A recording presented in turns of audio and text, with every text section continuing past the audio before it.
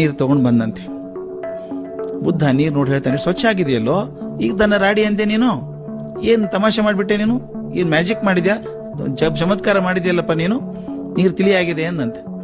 ಆತ ನಾ ಏನ್ ಚಮತ್ಕಾರ ಮಾಡ್ಲಿಲ್ಲ ಬುದ್ಧ, ಬಂಡಿ ಹೋಗಿತ್ತಲ್ಲ, ನೀರು ರಾಡಿ ಆಗಿತ್ತು, ಸ್ವಲ್ಪ ಹೊತ್ತಿಗೆ ಏನಾಯ್ತು ಅಂದ್ರೆ ತನ್ನಷ್ಟಕ್ಕೆ ತಾನೇ ರಾಡಿ ಎಲ್ಲ ಕೆಳಕ್ ಕೂತ್ಕೊಂಡು ನೀರು ಸ್ವಚ್ಛ ಆಯ್ತು ಅಂತ ಹೇಳಿದಂತೆ. ಬುದ್ಧ ಹೇಳಿದಂತೆ, ಇದನ್ನೇ ನಾನು ಬೆಳಗ್ಗೆ ಹೇಳ್ಬೇಕಂದಿದ್ದು ನಿನಗೆ. ಮನಸ್ಸು ರಾಡಿ ಆಗತ್ತೆ, ಕೆಟ್ಟ ಮಾತು ಕೇಳಿದಾಗ, ಒರಟು ಮಾತು ಕೇಳಿದಾಗ ಮನಸ್ಸು ರಾಡಿ ಆಗ್ತದೆ. ಅವಾಗ ಏನ್ ಮಾಡ್ಬೇಕು? ರಾಡಿ ಮನಸ್ಸಾದದನ್ನ ಗಟ್ಟಿ ಮಾಡ್ಕೋಬೇಕಾದ್ರೆ, ಸರಿ ಮಾಡ್ಕೋಬೇಕಾದ್ರೆ, ತಿಳಿ ಮಾಡ್ಕೋಬೇಕಾದ್ರೆ ಏನೂ ಮಾಡಬಾರ್ದು. ಮನಸ್ಸನ್ನು ಶಾಂತವಾಗಿಟ್ಕೋ.